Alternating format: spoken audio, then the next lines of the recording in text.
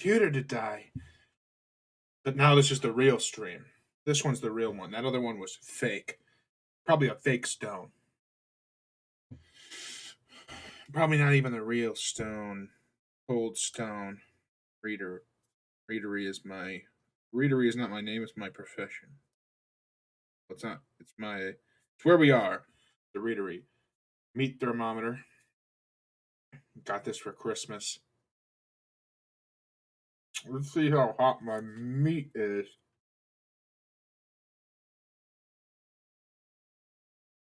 666 degrees.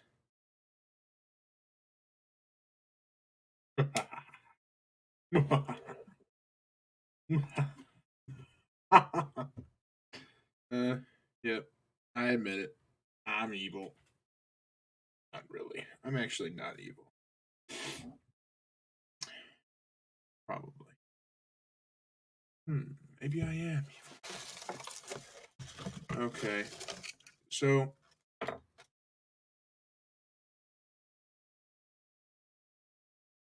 Charles Dickens. Just read some Dickens. Some Christmas Carol. And that was all fun and good. But it's time to get back to business. It's time things start making a little more sense and sensibility, Mr. Beast.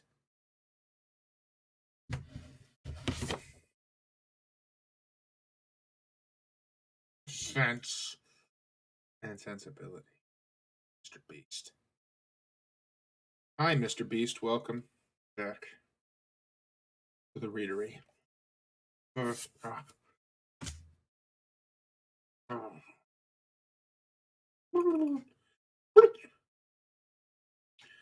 Sorry, I'm making faces and noises as if that's entertainment, but it provides no real entertainment value. Now that I understand that, I won't make that mistake again. I was in error, Mr. Beast.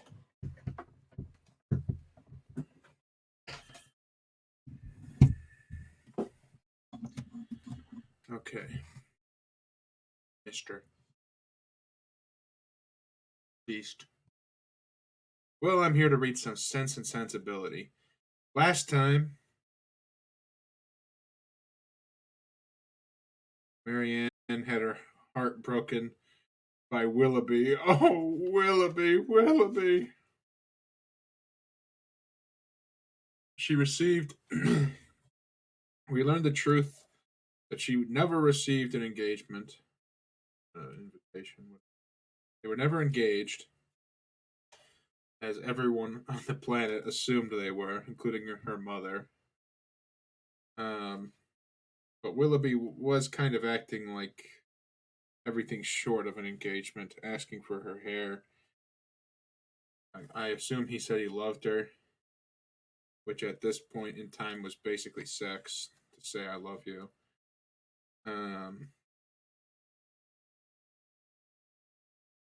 And yeah, it turns out Willoughby, not that great a guy, as he said, "Sorry, I didn't mean to lead you on. I'm actually engaged to somebody else," even though he asked for a lock of her hair. Will always remember her by before they parted. Kind of weird, Willoughby. I mean, I can't. Marianne also did jump to conclusions and fell way too head over heels in love with this guy who she barely knew, realistically speaking. But now she's begging to go back to Sussex, go back to their home. What's it?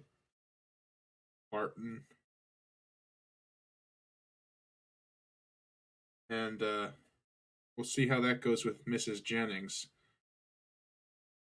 We'll see if she says, "Oh, yeah, go on," in chapter 30. Mrs. Jennings came immediately to their room on her return, and without waiting to have her request of admittance answered, opened the door and walked in with a look of real concern.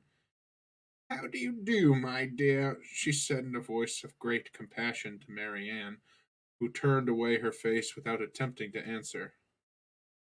How is she, Miss Dashwood? Poor thing! She looks very bad. No wonder. Ah, it is but too true. He is to be married very soon. A good for nothing fellow. I have no patience with him. Mrs. Taylor told me of it half an hour ago, and she was told it by a particular friend of Miss Grey herself. Else I am sure I should not have believed it, and I was almost ready to sink as it was. Well, said I, all I can say is that if it is true, he has used a young lady of my acquaintance abominably ill. I wish with all my soul his wife may plague his heart out. And so I shall always say, my dear, you may depend on it. I have no notion of men's going on in this way, and if ever I meet him again, I will give him such a dressing as he has not had this many a day. But there is one comfort, my dear Miss Marianne. He is not the only young man in the world worth having, and with your pretty face you will never want admirers. Well, poor thing, I won't disturb her any longer, for she had better have her cry out at once and have it done with. The Perrys and Sandersons, luckily, are coming tonight, you know, and that will amuse her. Mrs. Jennings, don't you know the young girl just had her heart broken? She's not going to want a party. She then went away, walking on tiptoe out of the room, as if she supposed her young friend's affliction could be increased by noise. Marianne, to the surprise of her sister, determined on dining with them. Eleanor even advised her against it, but no, she would go down.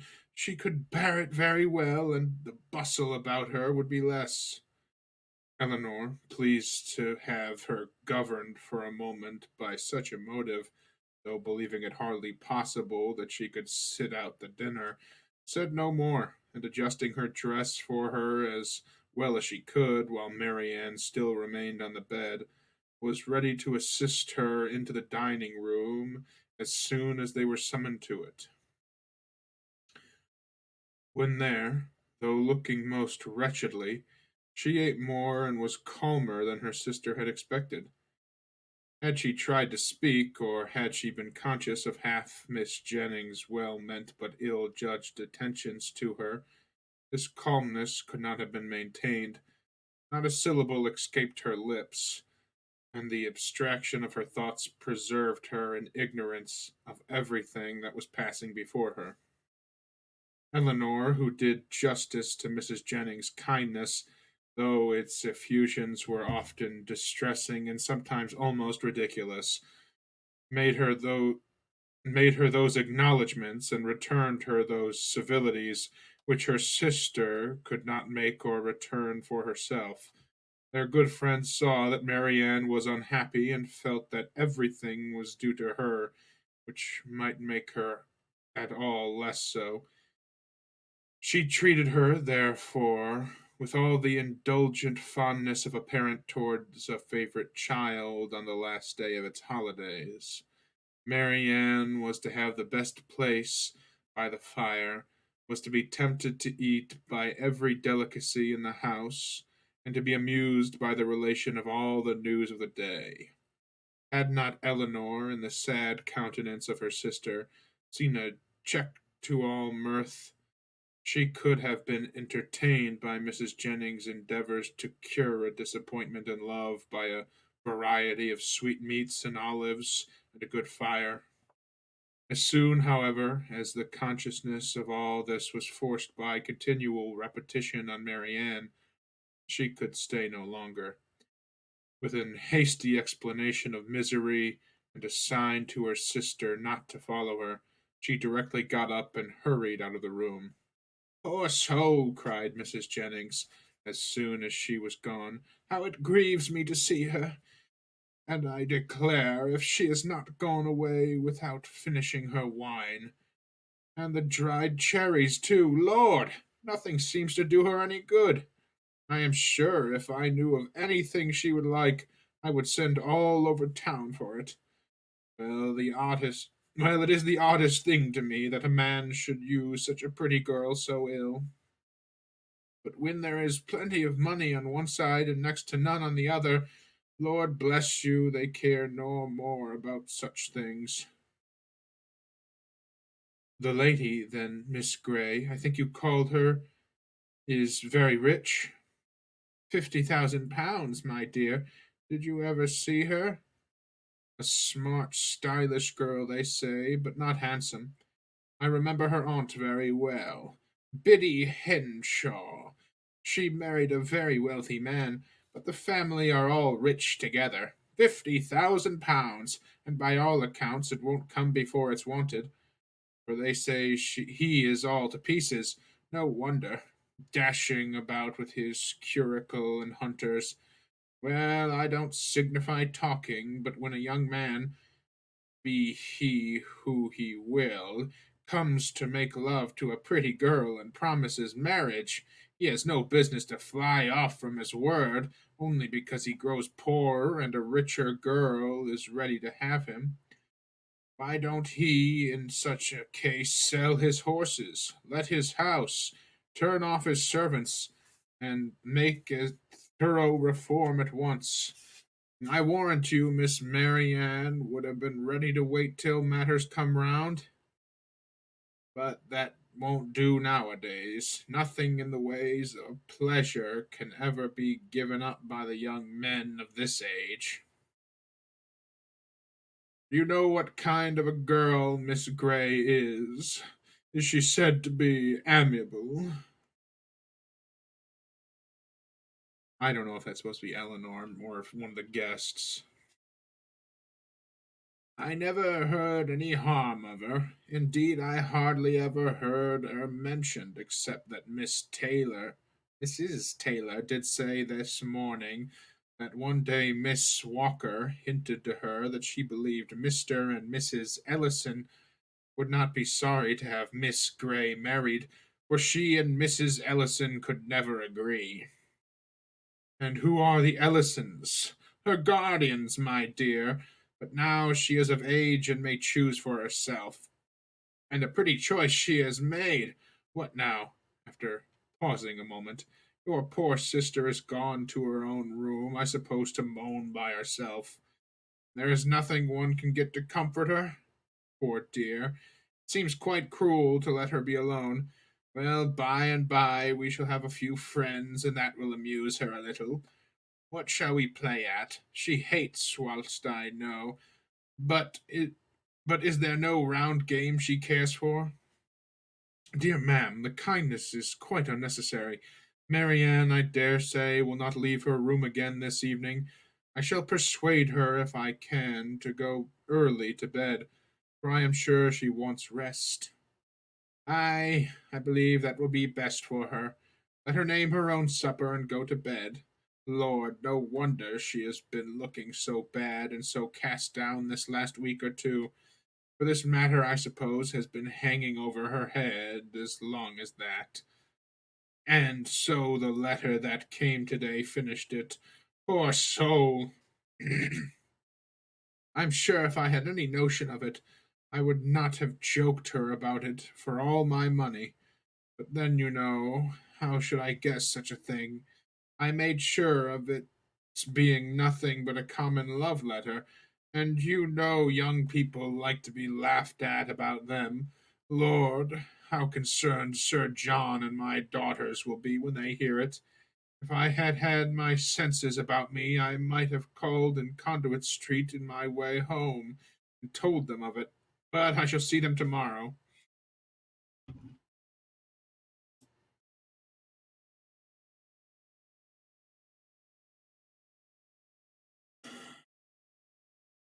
It would be unnecessary, I am sure, for you to caution Mrs. Palmer and Sir John against ever naming Mr. Willoughby or making the slightest allusion to what has passed before my sister. Their own good nature must point out to them the real cruelty of appearing to know anything about it when she is present, and the less that may ever be said to myself on the subject, the more my feelings will be spared. as you, my dear madam, will easily believe. Oh, Lord, yes, that I do indeed. It must be terrible for you to hear it talked of, and as for your sister, I am sure I would not mention a word about it to her for the world. You saw I did not at all dinner time. No more would Sir John nor my daughters, for they are all very thoughtful and considerate, especially if I give them a hint, as I certainly will. For my part, I think the less that is said about such things the better, the sooner it's blown over and forgot. And what good does talking ever do, you know? Coming from Mrs. Willoughby, sorry, Mrs. Jennings, what good does talk ever do, you know? Yeah. Why do you do it so much then, Jennings? Am I right, Beast? Am I right, Mr. Beast? Yeah, I'm right. Mrs. Jennings, kind of a blabbermouth. In this affair, it can only do harm, more so perhaps than in many cases of a similar kind, for it has been attended by circumstances which, for the sake of everyone concerned in it, make it unfit to become the public conversation. I must do this justice to Mr. Willoughby. He has broken no positive engagement with my sister. Law, my dear, don't pretend to defend him. No positive engagement indeed. After taking her all over Allenham House and fixing on the very rooms they were to live in hereafter. Eleanor, for her sister's sake, could not press the subject further, and she hoped it would not require of her for Willoughby's sense. Though Marianne might lose much, he could gain very little by the enforcement of the real truth. After a short silence on both sides, Mrs. Jennings, with all her natural hilarity, burst forth again. Well, my dear, 'tis a true saying about an ill wind, for it will be all the better for Colonel Brandon. Colonel Brandon. He will have her at last. Ay, that he will. Mind me now if they ain't married by midsummer. Lord, how he'll chuckle over this news. I hope he will come tonight. It will be all to one a better match for your sister. 2,000 a year without debt or drawback, except the little love child, indeed. I had forgot her, but she may be prenticed out at small cost. And then what does it signify? Delaford is a nice place, I can tell you. Exactly what I call a nice old fashioned place, full of comforts and conveniences, quite shut in with a great garden walls that are covered with the best fruit trees in the country. And such a mulberry tree in one corner. Lord, how Charlotte and I did suffer the only time we were there. Then there is a dovecote, some delightful stew ponds, and a very pretty canal, and everything, in short, that one could wish for, and moreover, it is close to the church, and only a quarter of a mile from the turnpike road, so 'tis never dull. For if you only go and sit up in an old yew arbor behind the house, you may see all the carriages that pass along. Oh, 'tis a nice place. A butcher hard by in the village, and the parsonage house within a stone's throw. To my fancy, 1,000 times prettier than Barton Park, where they are forced to send 3 miles for their meat, and have not a neighbor nearer than your mother. Well, I shall sprint up the Colonel as soon as I can. Shall spirit up the Colonel as soon as I can. One shoulder of mutton, you know, drives another down. If we can put Willoughby out of her head, aye, if we can but do that, ma'am, said Eleanor, we shall do very well with or without Colonel Brandon. And then rising, she went away to join Marianne, whom she found, as she expected, in her own room, leaning in silent misery over the small remainings of fire, which, till Eleanor's entrance, had been her only light. You had better leave me, was all the notice that her sister received from her. I will leave you, said Eleanor, if you will go to bed. But this, from the momentary perverseness of impatient suffering, she at first refused to do. Her sister's earnest, though gentle persuasion, however, soon softened her to compliance, and Eleanor saw her lay her aching head on the pillow, and saw her, as she hoped, in a way to get some quiet rest before she left her. In the drawing room, whither she then required, she was soon joined by Mrs. Jennings with a wine glass full of something in her hand.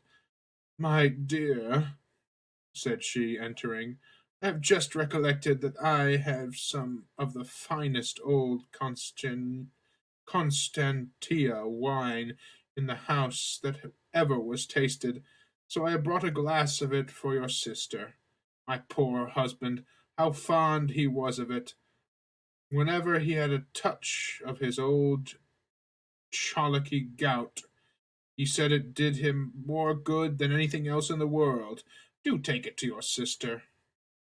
"Dear ma'am," replied Eleanor, smiling at the difference of the complaints for which it was recommended, "how good you are." At the complaint, gout versus heartbreak. That's funny. "How good you are! But I have just left Marianne in bed, and I hope almost asleep. And as I think nothing will be of so much service to her as rest, if you will give me leave, I will drink the wine myself." Mrs. Jennings, though regretting that she had not been 5 minutes earlier, was satisfied with the compromise, and Eleanor, as she swallowed the chief of it, reflected that, though its good effects on the colicky gout were, at present, of little importance to her, its healing powers on a disappointed heart might be as reasonably tried on herself as on her sister. Colonel Brandon came in while the party were at tea.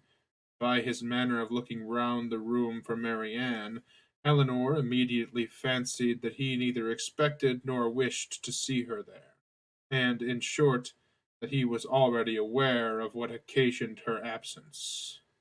Mrs. Jennings was not struck by the same thought, for soon after his entrance she walked across the room to the tea table where Eleanor presided, and whispered, "The colonel looks as grave as ever, you see.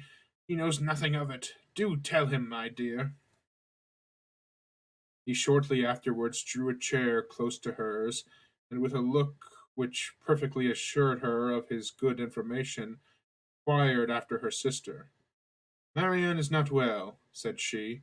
"She has been indisposed all day. We have persuaded her to go to bed." "Perhaps, then," he hesitatingly replied, "what I heard this morning may be there may be more truth in it than I could believe at first." Hello to the second person. "What did you hear?" "That a gentleman whom I had reason to think, in short, that a man whom I knew to be engaged, how shall I tell you? If you know it already, as surely you must, I may be spared." "You mean," answered Eleanor with forced calmness, "Mr. Willoughby's marriage with Miss Grey. Yes, we do know it all. This seems to have been a day of general elucidation, for this very morning first unfolded it to us. Mr. Willoughby is unfathomable. Where did you hear it?" "In a stationer's shop in Pall Mall, where I had business. Two ladies were waiting for their carriage, and one of them was giving the other an account of the intended match in a voice so little attempting concealment that it was impossible for me not to hear all. The name of Willoughby, John Willoughby, frequently repeated, first caught my attention, and what followed was a positive assertion that everything was now finally settled respecting his marriage with Miss Grey. It was no longer to be a secret.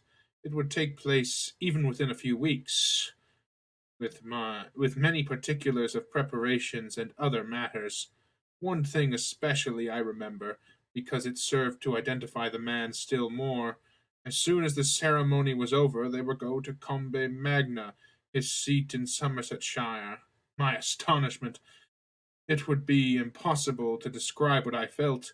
The communicative lady I learned on inquiry, for I stayed in the shop till they were gone, was a Mrs. Ellison, and that, as I have been since informed, it is the name of Miss Grey's guardian. It is. But have you likewise heard that Miss Grey has £50,000, in that, if in anything, we may find an explanation? Maybe so, but Willoughby is capable, at least, at least I think. He stopped a moment, then added in a voice which seemed to distrust itself, "And your sister, how did she? Her sufferings have been very severe.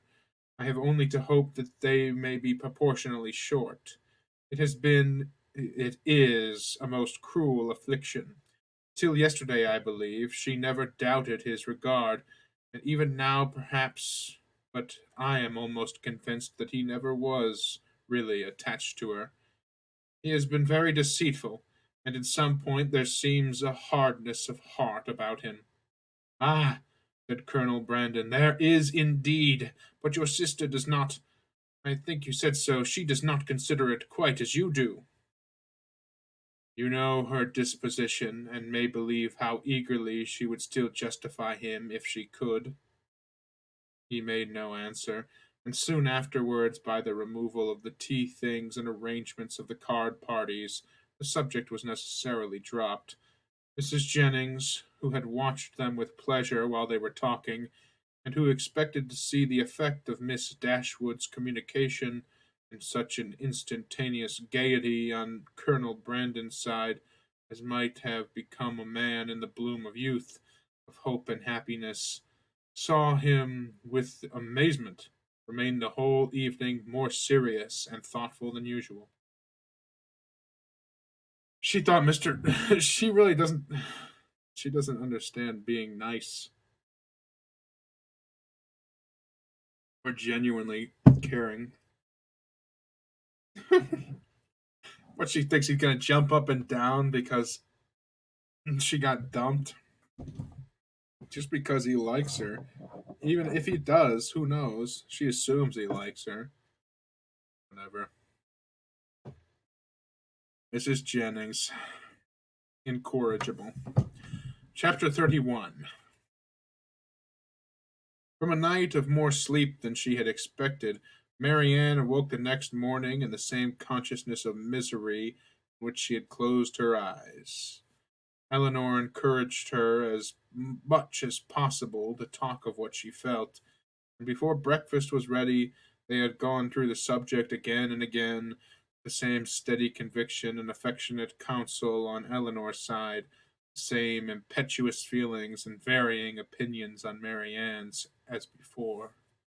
Sometimes she could believe Willoughby to be as unfortunate and innocent as herself, and at others lost every consolation in the impossibility of acquitting him.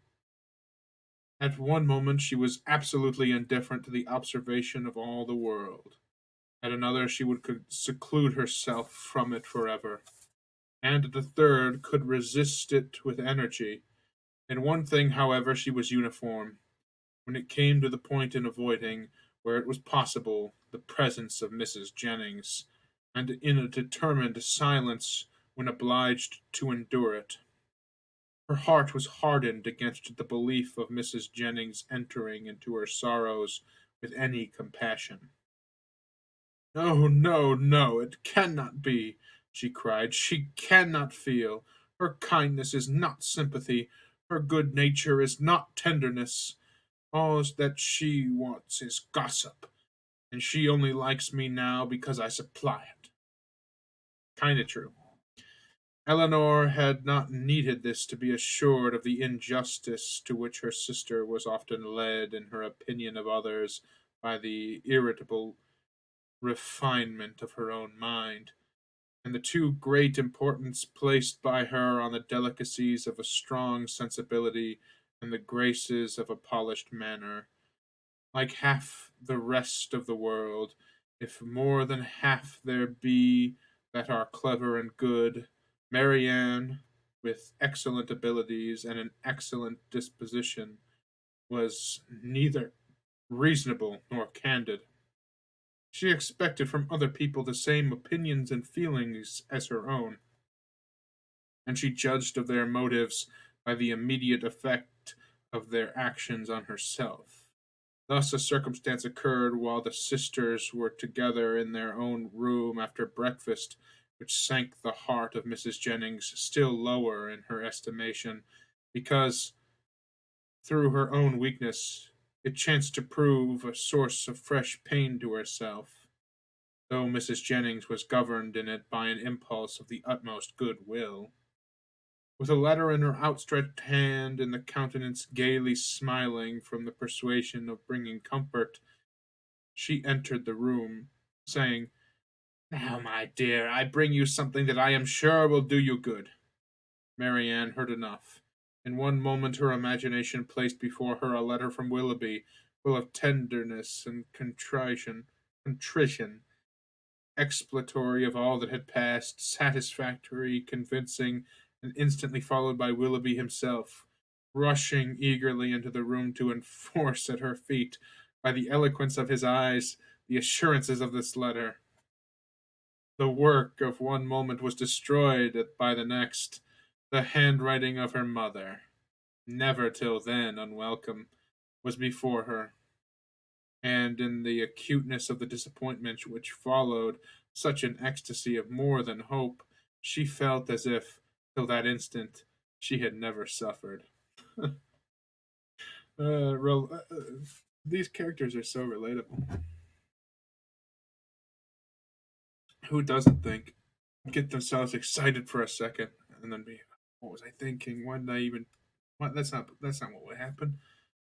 The cruelty of Mrs. Jennings the cruelty of Mrs. Jennings no language within her reached in her moments of happiest eloquence could have expressed. And now she could reproach her only by the tears which streamed from her eyes with passionate violence. A reproach, however, so entirely lost on its object that after many expressions of pity she withdrew, still referring her to the letter for comfort. But the letter, when she was calm enough to read it, brought little comfort. Willoughby filled every page. Her mother, still confident of their engagement, and relaying as warmly as ever on his constancy, relying, had only been roused by Eleanor's application to entreat from Marianne greater openness towards them both, and this with such tenderness towards her, such affection for Willoughby, and such a conviction of their future happiness in each other, that she wept with agony through the whole of it. All her impatience to be at home again now returned. Her mother was dearer to her than ever, dearer through the very excess of her mistaken confidence in Willoughby, and she was wildly urgent to be gone. Eleanor, unable herself to be Eleanor, unable herself to determine whether it were better for Marianne to be in London or at Barton, offered no counsel of her own except of patience till their mother's wishes could be known, and at length she obtained her sister's consent to wait for that knowledge. Mrs. Jennings left them earlier than usual, for she could not be easy till the Middletons and Palmers were able to grieve as much as herself, and positively refusing Eleanor's offered attendance, went out alone for the rest of the morning. Eleanor, with a very heavy heart, aware of the pain she was going to communicate, and perceiving by Marianne's letter how ill she had succeeded in laying any foundation for it, and sat down to write her mother an account of what had passed, and entreat her direction for the future. While Marianne, who came into the drawing room on Mrs. Jennings going away, remained fixed at the table where Eleanor wrote, watching the advancement of her pen, grieving over her for the hardship of such a task, and grieving still more fondly over its effects on her mother. In this manner they had continued about a quarter of an hour, when Marianne, whose nerves could not then bear any sudden noise, was startled by a rap at the door. "Who can this be?" cried Eleanor. "So early, too. I thought we had been safe." Marianne moved to the window. "It is Colonel Brandon," she said with vexation. "We are never safe from him." "He will not come in, as Mrs. Jennings is from home." "I will not trust to that." Retreating to her own room. "A man who has nothing to do with his own time has no conscience in his intrusions on that of others." The event proved conjecture right, though it was founded on injustice and error. For Colonel Brandon did come in, and Eleanor, who was convinced that solicitude for Mary Ann brought him thither, and who saw that solicitude in his disturbed and melancholy look, and in his anxious though brief inquiry after her, could not forget her sister for esteeming him so lightly, could not forgive her sister for esteeming him so lightly. "I met Mrs. Jennings in Bond Street," said he after the first salutation, "and she encouraged me to come in, and I was the more easily encouraged because I thought it probable that I might find you alone, which I was very desirous of doing. My object, my wish, my sole wish in desiring it, I hope, I believe it is to be a means of giving comfort. No, I must not say comfort, not present comfort, but conviction, lasting conviction to your sister's mind. My regard for her, for yourself, for your mother. Will you allow me to prove it by relating some circumstances which nothing but a very sincere regard, nothing but an earnest desire of being useful? I think I am justified, though where so many hours have been spent in convincing myself that I am right, is there not some reason to fear I may be wrong?" He stopped. "I understand you," said Eleanor. "You have something to tell me of Mr. Willoughby that will open his character further. Your telling it will be the greatest act of friendship that can be shown Mary Ann. My gratitude will be ensured immediately by any information tending to that end. Hers must be gained by it in time. Pray, pray, let me hear it." "You shall, and to be brief, when I quitted Barton last October, but this will give you no idea. I must go farther back. You will find me a very awkward narrator, Miss Dashwood. I hardly know where to begin. A short account of myself, I believe, will be necessary, and it shall be a short one. On such a subject," sighing heavily, "I can have little temptation to be diffuse." He stopped a moment for recollection, and then, with another sigh, went on. "You have probably entirely forgotten a conversation. It is not to be supposed that it could make any impression on you. Conversation between us, one evening at Barton Park. It was the evening of a dance in which I alluded to a lady I had once known as resembling in some measure your sister Marianne." "Indeed," answered Eleanor, "I had not forgotten it." He looked pleased by this remembrance, and added, "If I am not deceived by the uncertainty, the particularity of tender recollection, there is a very strong resemblance between them as well in mind as person, the same warmth of heart, the same eagerness of fancy and spirits.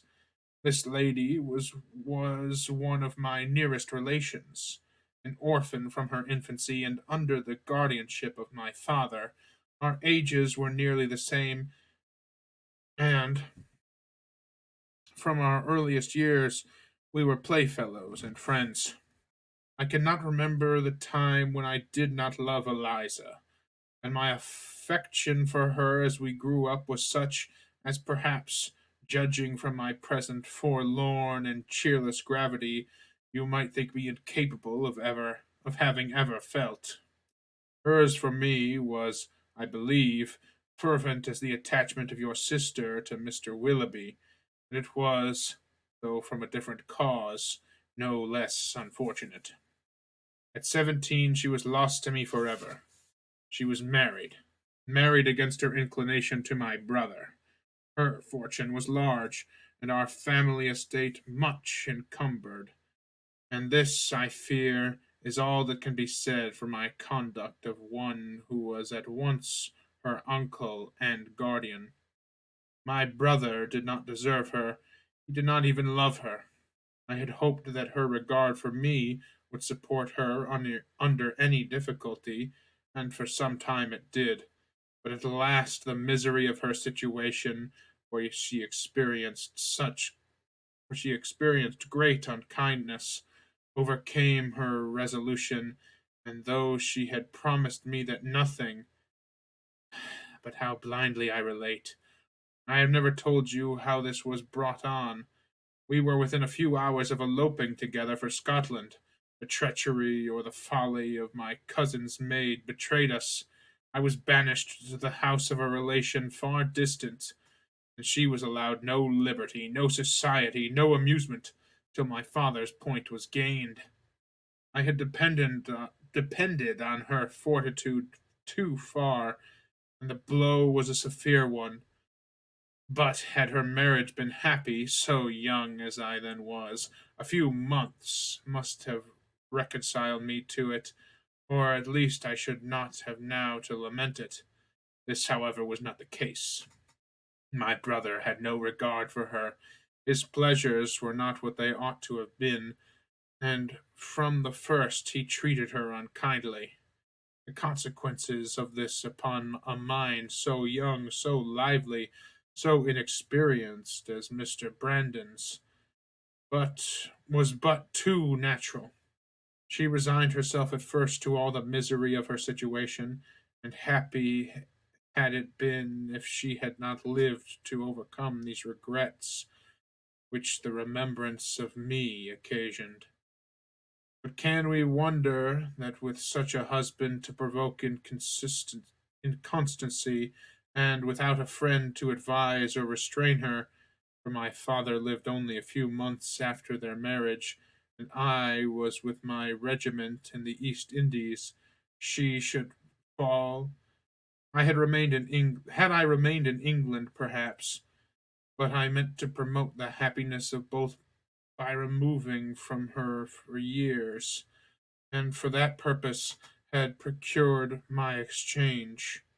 The shock which her marriage had given me, he continued in a voice of great agitation, was of trifling weight, was nothing to what I had felt when I heard, about 2 years afterward, of her divorce.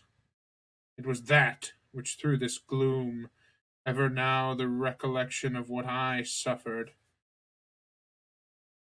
He could say no more, and rising hastily, walked for a few minutes about the room.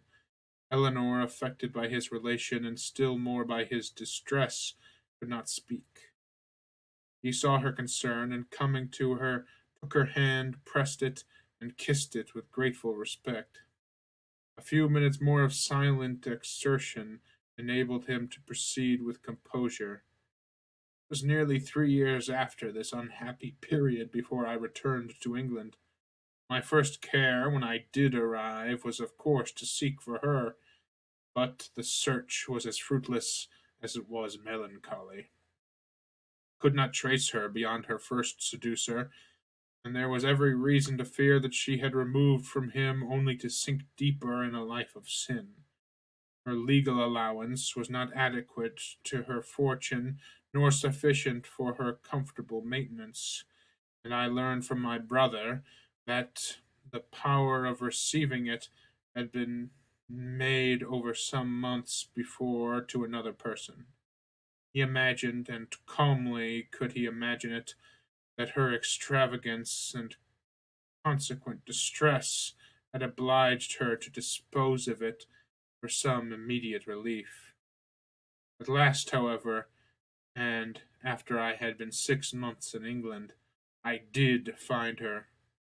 Regard for a former servant of my own, who had since fallen into misfortune, carried me to visit him in a sponging house, where he was confined for debt, and there, in the same house, under a similar confinement, was my unfortunate sister. So altered, so faded, worn down by acute suffering of every kind. Hardly could I believe the melancholy and sickly figure before me to be the remains of the lovely, blooming, healthful girl on whom I had once doted. What I endured in so beholding her, but I have no right to wound your feelings by attempting to describe it. I have pained you too much already. That she was, to all appearance, in the last stage of a consumption was, yes, in such a situation it was my greatest comfort. Life could do nothing for her beyond giving time for a better preparation for death, and that was given. I saw her placed in comfortable lodgings and under proper attendance. I visited her every day during the rest of her short life. I was with her in her last moments. Again he stopped to recover himself, and Eleanor spoke her feelings in an exclamation of tender concern at the fate of his unfortunate friend. Your sister, I hope, cannot be offended, said he, by the resemblance I have fancied between her and my poor disgraced relation. Their fates, their fortunes cannot be the same, and had the natural sweet disposition of the one been guarded by a firmer mind or a happier marriage, she might have been all that you will live to see the other be. But to what does all this lead? I seem to have been distressing you for nothing. Ah, Miss Dashwood, a subject such as this, untouched for 14 years, it is dangerous to handle it at all. I will be more collected, more concise. She left to my care her only child, a little girl, the offspring of her first guilty connection, who was then about 3 years old. She loved the child and had always kept it with her. It was a valued, a precious trust to me, and gladly would I have discharged it in the strictest sense by watching over her education myself, had the nature of our situations allowed it. But I had no family, no home, and my little Eliza was therefore placed at school. I saw her there whenever I could, and after the death of my brother, which happened about 5 years ago, and which left me to the possession of the family property, she frequently visited me at Deltaford. I called her a distant relation, but I am well aware that I have, in general, been suspected of a much nearer connection with her. It is now 3 years ago, she had just reached her 14th year, that I removed her from school to place her under the care of a very respectable woman residing in Dorsetshire, who had the charge of 4 or 5 other girls of about the same time of life. And for 2 years I had every reason to be pleased with her situation. Last February, almost a 12-month back, she suddenly disappeared. I had allowed her, imprudently as it has since turned out, at her earnest desire, to go to Bath with one of her young friends, who was attending her father there for his health. I knew him to be a very good sort of man, and thought well of his daughter, better than she deserved, for with a most obstinate and ill-judged security she would tell nothing. Se- for with a most obstinate and ill-judged secrecy she would tell nothing, would give no clue, though she certainly knew all. He, her father, a well-meaning but not a quick-sighted man, could really, I believe, give no information, for he had been generally confined to the house while the girls were ranging over the town and making what acquaintance they chose. He tried to convince me, as thoroughly as he was convinced himself, of his daughter's being entirely unconcerned in the business. In short, I could learn nothing but that she was gone. All the rest, for 8 long months, was left to conjecture. What I thought, what I feared, may be imagined, and what I suffered too. Good heavens! Cried Eleanor. Could it be? Could Willoughby?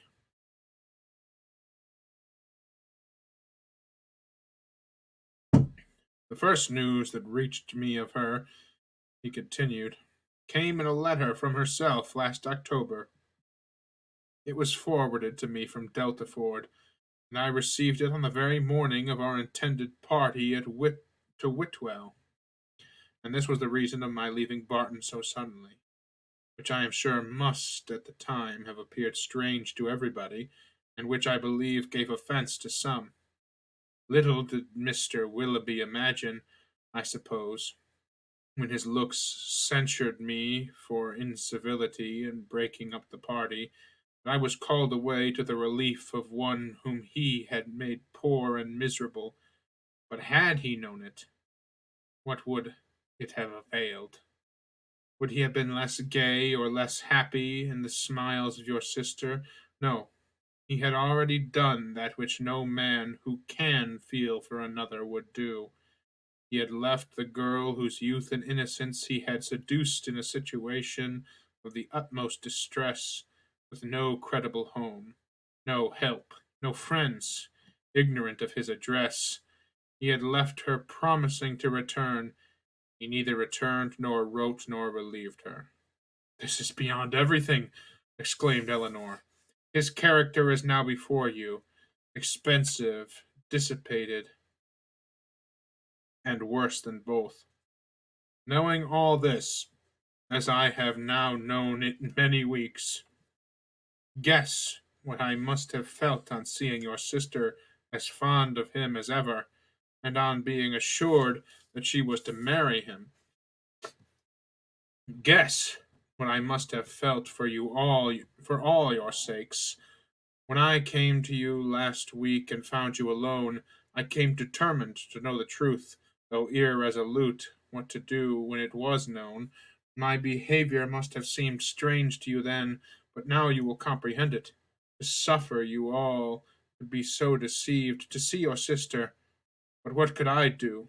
I had no hope of interfering with success, and sometimes I thought your sister's influence might yet reclaim him. But now, after such dishonorable usage, who can tell what were his designs on her? Whatever they may have been, however she may now and hereafter doubtless will turn with gratitude towards her own condition, when she compares it with that of my poor Eliza, when she considers the wretched and hopeless situation of this poor girl, and pictures her to herself with an affection for him as strong, such as strong as her own, and with a mind tormented by self reproach, which have its use with her, which must attend, sorry, and with a mind tormented by self reproach, which must attend her through life. Surely this comparison must have its use with her. She will feel her own sufferings to be nothing. They proceed from no misconduct and can bring no disgrace. On the contrary, every friend must be made still more her friend by them. Concern for her unhappiness and respect for her fortitude under it must strengthen every attachment. Use your own discretion, however, in communicating to her what I have told you. You must know best what will be its effect. But had I not seriously from my heart believed it might be of service, might lessen her regrets, I would not have suffered myself to trouble you with this account of my family afflictions, with a recital which may seem to have been intended to raise myself at the expense of others. Eleanor's thanks followed his speech with grateful earnestness, attended too with the assurance of her expecting mm, material material advantage to Marianne from the communication of what has passed. I have been more pained, said she, by her endeavors to acquit him than by all the rest, for it irritates her mind more than it more than the perfect conviction of his unworthiness can do. No, now, though at first she will suffer much, I am sure she will soon become easier. Have you, she continued after a short silence,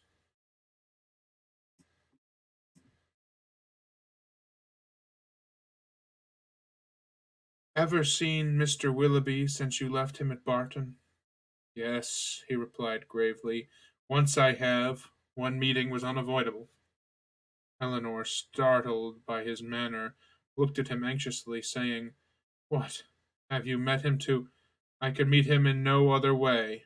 Eliza has confessed to me, though most reluctantly, the name of her lover, and when he returned to town, which was within a fortnight after myself, we met by appointment, he to defend, I to punish his conduct. We returned unwounded, and the meeting, therefore, never got abroad. Eleanor sighed over the fancied necessity of this, but to a man and a soldier she presumed not to censure it. They duelled. Such, said Colonel Brandon after a pause, as the unhappy resemblance after the fate of mother and daughter, and so imperfectly had I discharged my trust. Is she still in town? No. As soon as she recovered from her lying in, for I found her delivery, I removed her and her child into the country, and there she remains. Recollecting soon afterwards he was probably dividing Eleanor from her sister, he put an end to his visit, receiving from her again the same grateful acknowledgments, and leaving her full of compassion and esteem for him. Yeah, Colonel Brandon's a good guy, all right.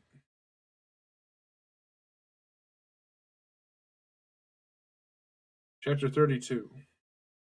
I'm pretty sure that implied they dueled. Chapter 32.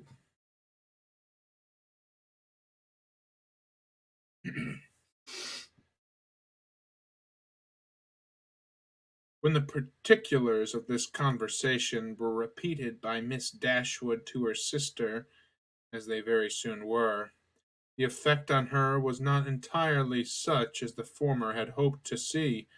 Not that Mary Ann appeared to distrust the truth of any part of it, for she listened to it all with the most steady and submissive attention, neither objection made neither objection nor remark, attempted no vindication of Willoughby, and seemed to show by her tears that she felt it to be impossible, but thought this behavior assured but though this behavior assured Eleanor that the conviction of his guilt was carried home in her mind, though she saw with satisfaction the effect of it in her no longer avoiding Colonel Brandon when he called, in her speaking to him, even voluntarily speaking, with a kind of compassionate respect, and though she saw her spirits less violently irritated than before, she did not see her less wretched. Her mind did become settled, but it was settled in a gloomy dejection. She felt the loss of Willoughby's character yet more heavily than she had felt the loss of his heart. His seduction and desertion of Miss Williams, the misery of that poor girl, and the doubt of what his design might once have been on herself, preyed altogether so much on her spirits that she could not bring herself to speak of what she felt even to Eleanor, and brooding over her sorrows in silence gave more pain to her sister than could have been communicated by the most open and frequent confession of them. To give the feelings or the language of Mrs. Dashwood on receiving and answering Eleanor's letter would be only to give a repetition of what her daughters had already felt and said, of a disappointment hardly less painful than Mary Ann's, and an indignation even greater than Eleanor's. Long letters from her, quickly succeeding each other, arrived to tell all that she suffered and thought, to express her anxious solicitude for Mary Ann, and to entreat that she would bear up with her fortitude under this misfortune. Bad indeed must the nature of Mary Ann's affliction be when her mother could talk of fortitude. Mortification and humiliation must be the origin of those regrets which she could wish her not to indulge. Against the interest of her own individual comfort, Mrs. Dashwood had determined that it would be better for Marianne to be anywhere at the time than at Barton, where everything within her view would be bringing back the past in the strongest and most afflicting manner by constantly placing Willoughby before her, such as she had always seen him there. She recommended it to her daughters, therefore, by all means, not to shorten their visit to Mrs. Jennings, the length of which, though never exactly fixed, had been expected by all to comprise at least 5 or 6 weeks. A variety of occupations, of objects, and of company, which could not be procured at Barton, would be inevitable there, and might yet, she hoped, cheat Marianne at times into some interest beyond herself, and even into some amusement, much as the idea of both might now be spurned by her. From all danger of seeing Willoughby again, her mother considered her to be at least equally safe in town as in the country, since his acquaintance must now be dropped by all who call themselves her friends. Design could never bring them in each other's way, negligence could never leave them exposed to a surprise, and chance had less in its favor in the crowd of London than even in the retirement of Barton, where it might force him before her while paying a visit to Allenham on his marriage, which Mrs. Dashwood, from foreseeing at first as a probable event, had brought herself to expect as a certain one. She had yet another reason for wishing her children to remain where they were. A letter from her son in law had told her that he and his wife were to be in town before the middle of February, and she judged it right that they should sometimes see their brother. Marianne had promised to be guided by her mother's opinion, and she submitted to it, therefore, without opposition. Though it proved perfectly different from what she wished and expected, though she felt it to be entirely wrong, formed on mistaken grounds, and that by requiring her longer continuance in London, it deprived her of the only possible alleviation of her wretchedness, the personal sympathy of her mother, and doomed her to such society and such scenes as must prevent her ever knowing a moment's rest. But it was a matter of great consolation to her that what brought evil to herself would bring good to her sister, and Eleanor, on the other hand, suspecting that it would not be in her power to avoid Edward entirely, comforted herself by thinking that though their long stay would therefore militate against her own happiness, it would be better for Marianne in an immediate return to Devonshire. And an immediate return to Devonshire. Her carefulness in guarding her sister from ever hearing Willoughby's name mentioned was not thrown away. Marianne, though without knowing it herself, reaped all its advantage, for neither Mrs. Jennings nor Sir John, nor even Mrs. Palmer herself, ever spoke of him before her. Eleanor wished that the same forbearance could have extended towards herself. That was impossible. She was obliged to listen day after day to the indignation of them all. Sir John could not have thought it possible. A man of whom he had always had such reason to think well, such a good natured fellow. He did not believe there was a bolder rider in England. It was an unaccountable business. He wished him at the devil with all his heart. He would not speak another word to him, meet him where he might, for all the world. No, not if there were to be by the side of Barton Covert, and they were kept waiting for 2 hours together. Such a scoundrel of a fellow, such a deceitful dog. It was only the last time they met that he had offered him one of Folly's puppies, and that was the end of it. Mrs. Palmer, in her way, was equally angry. She was determined to drop his acquaintance immediately, and she was very thankful that she had never been acquainted with him at all. Drop his acquaintance. She had never been acquainted. Hmm.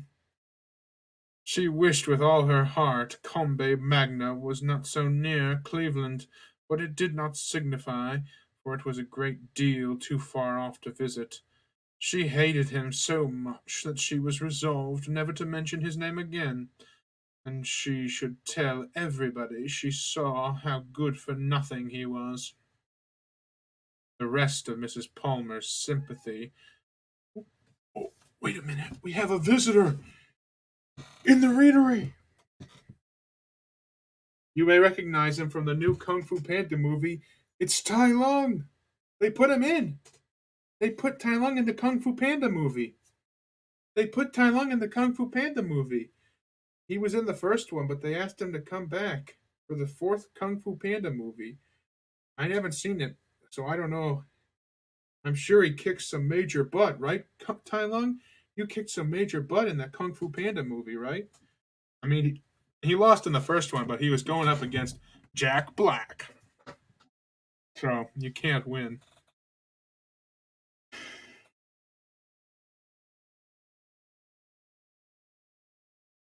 Bye, Tai Lung. That's Tai Lung. He's kind of a cool guy. Back to it. Mr. Beast says, Kitty! When I was at Walmart the other day, I heard some punk teenagers say, Is that Jack Black? And laugh. They were looking at me when I looked up at them. And I smiled at them, and they were punk kids. I'm not Jack Black. I'm not him.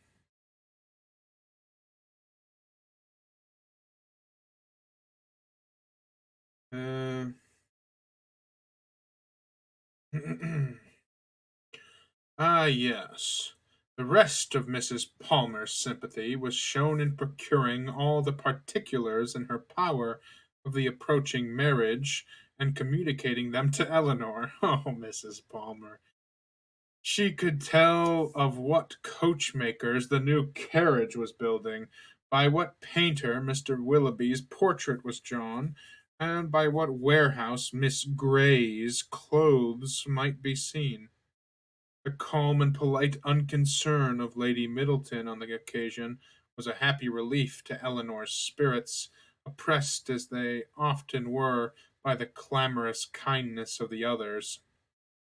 It was a great comfort to her to be sure of exciting no interest in one person at least among their circle of friends, a great comfort to know that there was one who would meet her feeling who would meet her without feeling any curiosity after particulars or any anxiety for her sister's health.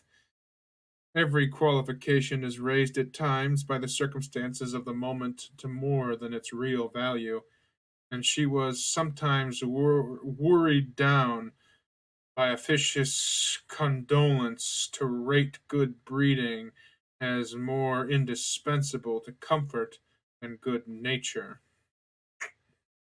Lady Middleton expressed her sense of the affair about once every day, or twice if the subject occurred very often, by saying, It is very shocking indeed, and by the means of this continual though gentle vent was able not only to see the Miss Dashwoods from the first without the smallest emotion, but very soon to see them without recollecting a word of the matter, and having thus supposed the dignity of her own sex, and spoken her decided censure of what was wrong in the other.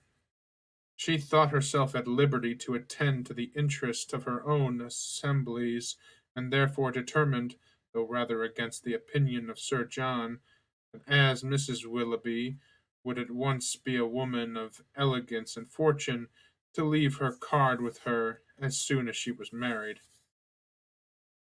Colonel Brandon's delicate, unobtrusive inquiries were never unwelcome to Miss Dashwood.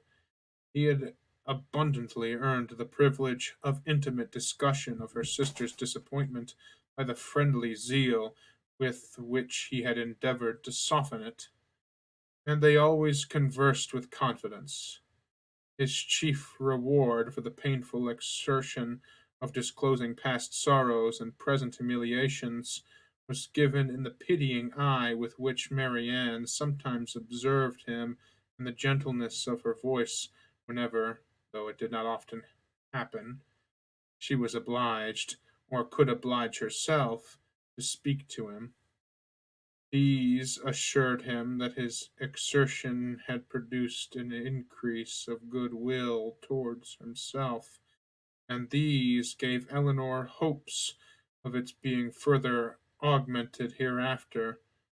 But Mrs. Jennings, who knew nothing of all this, who knew only that the colonel continued as grave as ever, and that she could neither prevail on him to make the offer himself, nor commission her to make it for him, began, at the end of 2 days, to think that, instead of midsummer, they would not be married till Michaelmas, and by the end of a week that it would not be a match at all.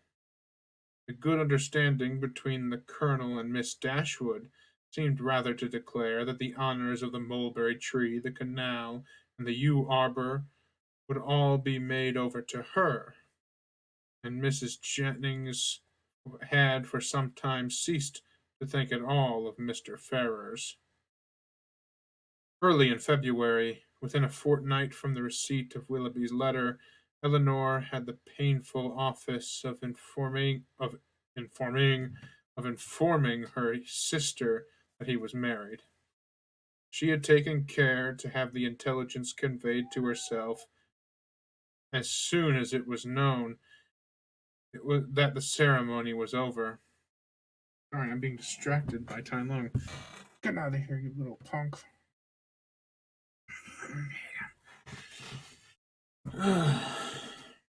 She had taken care to have the intelligence conveyed to herself as it was known that the ceremony was over, as she was desirous that Marianne should not receive the first notice of it from the public papers, which she saw her eagerly examining every morning. She received the news with resolute composure, made no observation on it, and at first shed no tears. After a short time they would burst out, and for the rest of the day she was in a state hardly less pitiable than when she first learned to expect the event. The Willoughbys left town as soon as they were married, and Eleanor now hoped, as there could be no danger of her seeing either of them, to prevail on her sister, who had never yet left the house since the blow first fell, to go out again by degrees, as she had done before. About this time the two Miss Steeles, lately arrived at their cousin's house in Bartlett's Buildings, Holborn, presented themselves again before their more grand relations in Conduit and Berkeley Street, and were welcomed by them all with great cordiality. Eleanor was Eleanor only was sorry to see them.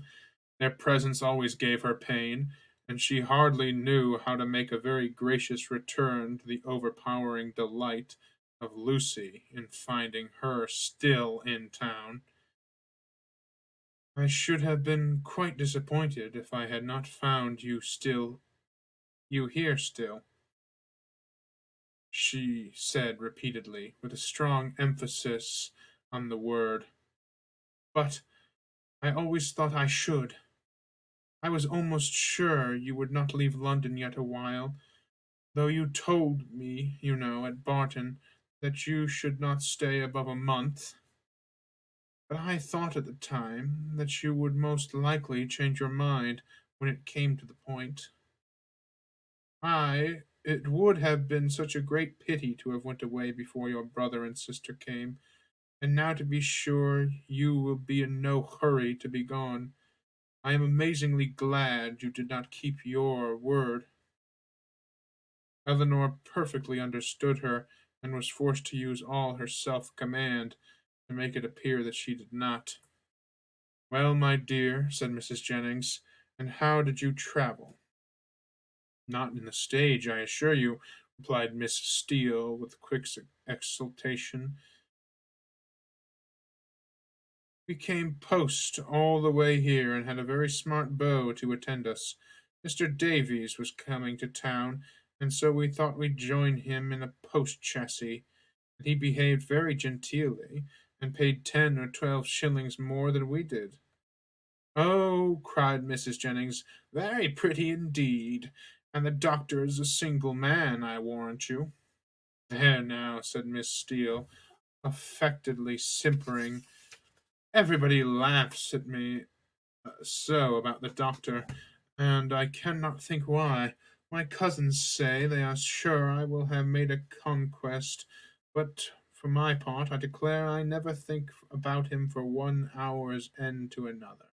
Lord, here comes your beau, Nancy, my cousin said t'other day when she saw him crossing the street to the house. My beau, indeed, said I. I cannot think who you mean. The doctor is no beau of mine. Ay, that is very pretty talking, but it won't do. The doctor is the man I see. No, indeed, replied her cousin with affected earnestness, and I beg you will contradict it if you ever hear it talked of. Mrs. Jennings gave her the gratifying assurance that she certainly would not, and Miss Steele was made completely happy. I suppose you will go and stay with your brother and sister, Miss Dashwood, when they come to town, said Lucy, returning after a succession of hostile hints to the charge. No, I do not think we shall. Oh, yes, I dare say you will. Eleanor would not humour her by further opposition. What a charming thing it is that Mrs. Dashwood can spare you both for so long a time together. A long time indeed, interposed Mrs. Jennings.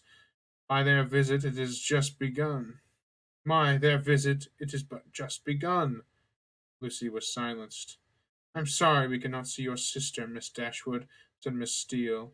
I am sorry she is not well, for Marianne had left the room on their arrival. You are very good. My sister will be equally sorry to miss the pleasure of seeing you, but she has been very much plagued lately with nervous headaches, which make her unfit for company or conversation. Oh dear, that is a great pity.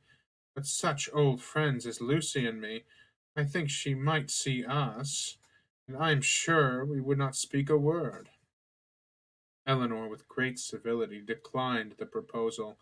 Her sister was perhaps laid down upon the bed, or in her dressing gown, and therefore not able to come to them.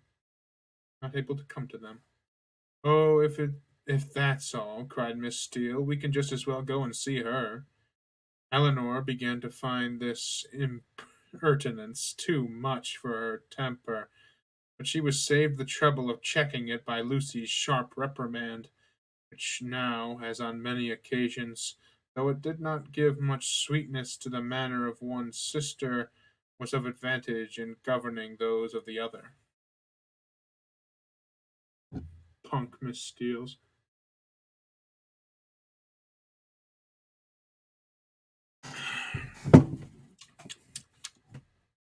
Water.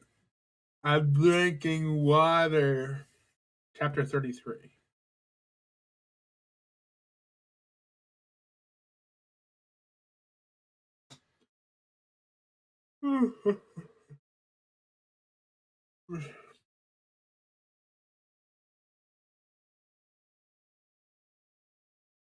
It's you and me tonight, Mr. Beast. It's okay. Wraith Inn followed you.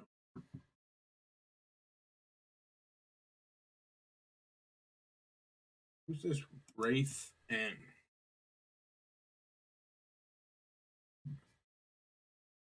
I hope I'm not doxing.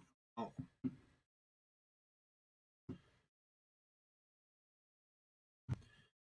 Well, regardless. Chapter 33. 30T.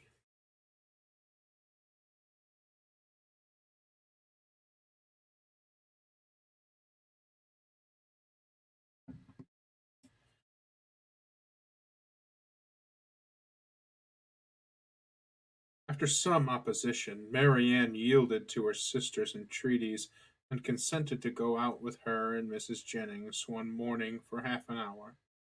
She expressly conditioned, however, for paying no visits, and would do no more than accompany them to Gray's in Sackville Street, where Eleanor was carrying on a negotiation for the exchange of a few old-fashioned jewels of her mother. When they stopped at the door, Mrs. Jennings recollected that there was a lady at the other end of the street on whom she ought to call, and as she had no business at Gray's, was resolved that while her young friends transacted theirs, she should pay her visit and return for them.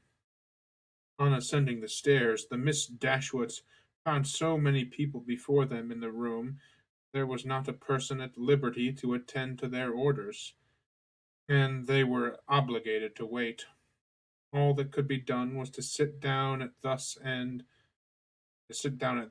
of the counter, which seemed to promise the quickest succession.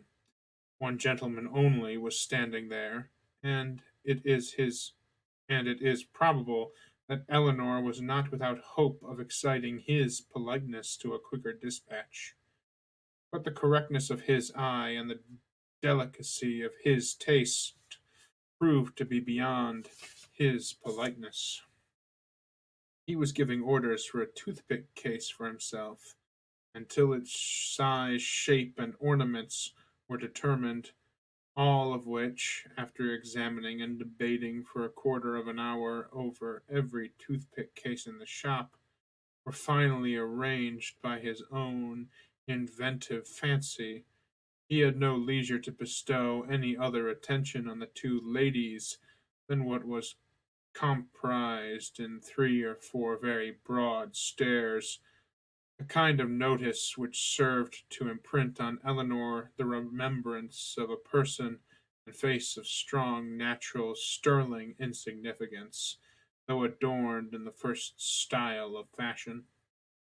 Marianne was spared from the troublesome feelings of contempt and resentment on this impertinent examination of their features, and on the puppyism of his manner in deciding on all the different horrors of the different toothpick cases presented on his inspection, by remaining unconscious of it all, for she was as well able to collect her thoughts within herself, and be as ignorant of what was passing around her in Mr. Gray's shop as in her own bedroom.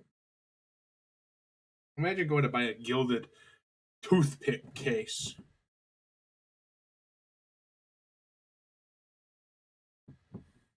At last the affair was decided. The ivory, the gold, and the pearls all received their appointment, and the gentleman, having named the last day on which his existence could be continued without the possession of the toothpick case, drew on his gloves with leisurely care, and bestowing another glance at the Miss Dashwoods, but such a one as seemed rather to demand their express admiration, walked off with a happy air of real conceit and affected indifference. Eleanor lost no time in bringing her business forward, and was on the point of concluding it when another gentleman presented himself at her side. She turned her eyes towards his face, and found with some surprise to be her brother. Their affection and pleasure in meeting was just enough to make a very creditable appearance in Mr. Gray's shop. John Dashwood was really far from being sorry to see his sisters again. It rather gave them satisfaction, and his inquiries after their mother were respectful and attentive. Eleanor found that he and Fanny had been in town 2 days. "I wished very much to call upon you yesterday," said he, "but it was impossible, for were obliged to take Harry to see the wild beasts at Exeter Exchange, and we spent the rest of the day with Mrs. Ferrars. Harry was very vastly pleased. Dang. Me, my mo, red leather, yellow leather, red leather, yellow leather. Harry was vastly pleased.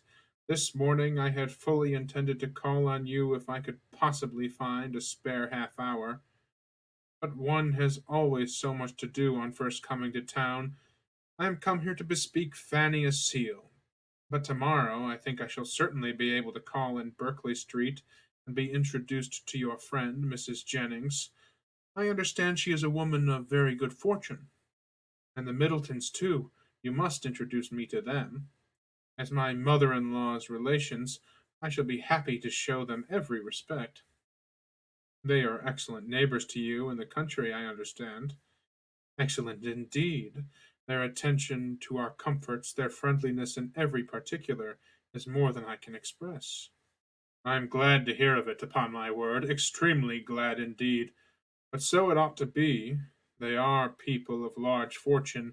They are related to you, and every civility and accommodation that can serve to make your situation pleasant might be reasonably expected. And so you are most comfortably settled into your little cottage, and want for nothing.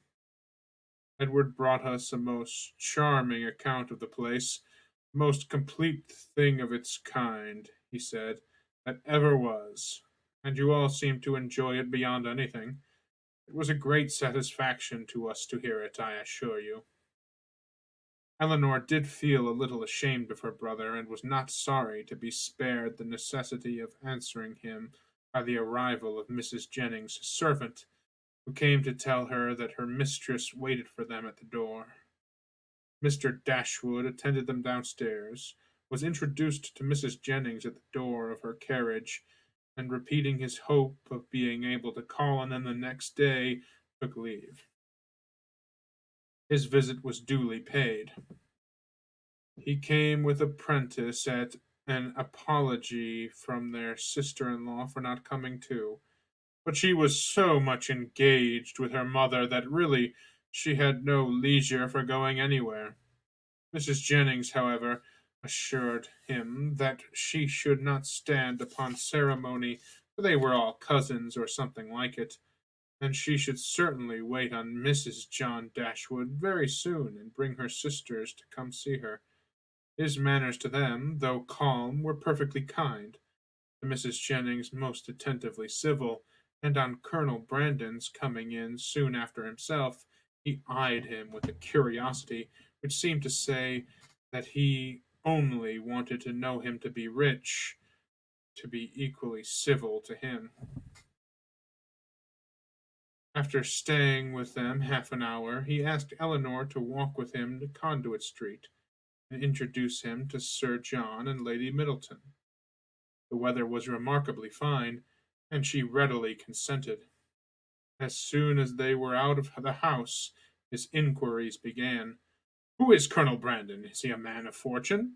Yes, he has a very good property in Dorsetshire. I am glad of it. He seems a most gentlemanly man, and I think, Eleanor, I may congratulate you on the prospect of a very respectable establishment in life. Me, brother, what do you mean? He likes you. I observed him narrowly and am convinced of it. What is the amount of his fortune? I believe about 2,000 a year. 2,000 a year. And then working himself up to a pitch of enthusiastic generosity, he added, Eleanor, I wish with all my heart it were twice as much for your sake. Indeed, I believe you, replied Eleanor, but I am very sure that Colonel Brandon has not the smallest wish of marrying me. You are mistaken, Eleanor. Eleanor. You are very much mistaken. A very little trouble on your side secures him. Perhaps just at present he may be undecided. The smallness of your fortune may make him hang back. His friends may all advise him against it, but some of those little attentions and encouragements which ladies can so easily give will fix him in spite of himself.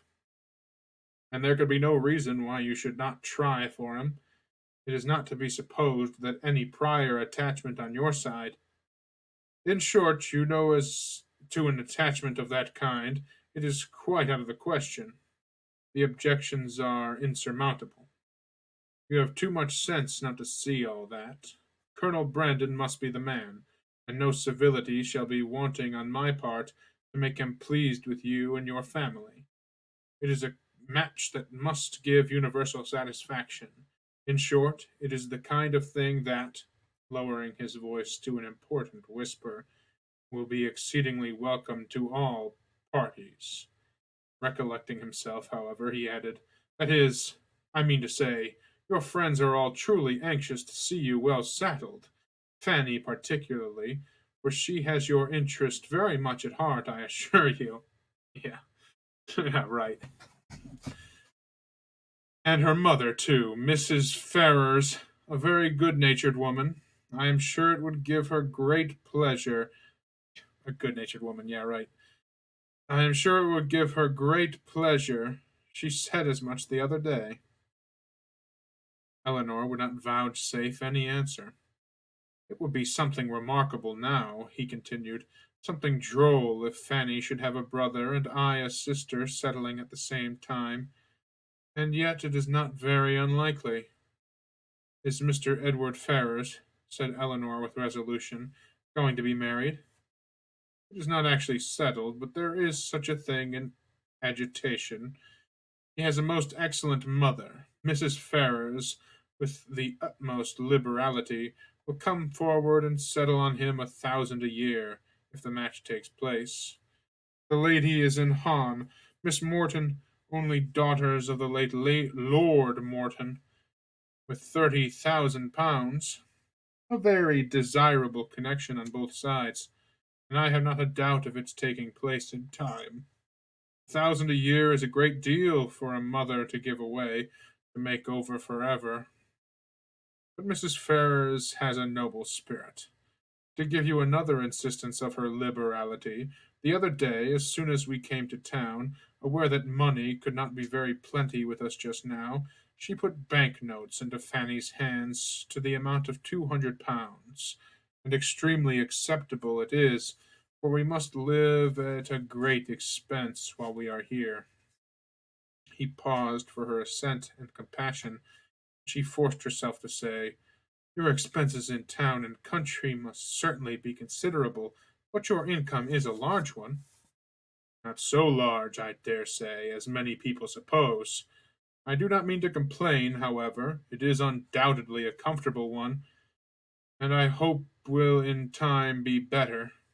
The enclosure of Norland Common, now carrying on, is a most serious drain.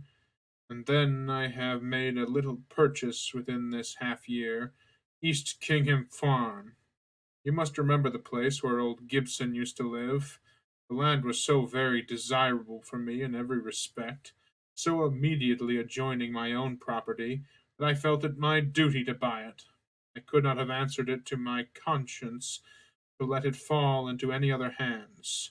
A man must pay for his convenience. It has cost me a vast deal of money. More than you think it really and intrinsically worth? Why, I hope not that.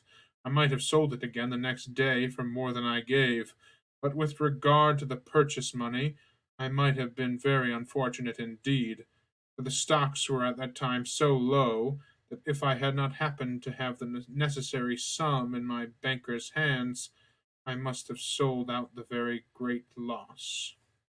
Eleanor could only smile. Other great and inevitable expenses, too, we have had on first coming to Norland. Our respected father, as you well know, bequeathed all the Stanhill effects that remained at Norland, and very valuable they were, to your mother, far being bequeathed all the Stanhill effects that remained at Norland, and very valuable they were, to your mother. Wow, I look crazy with my hair.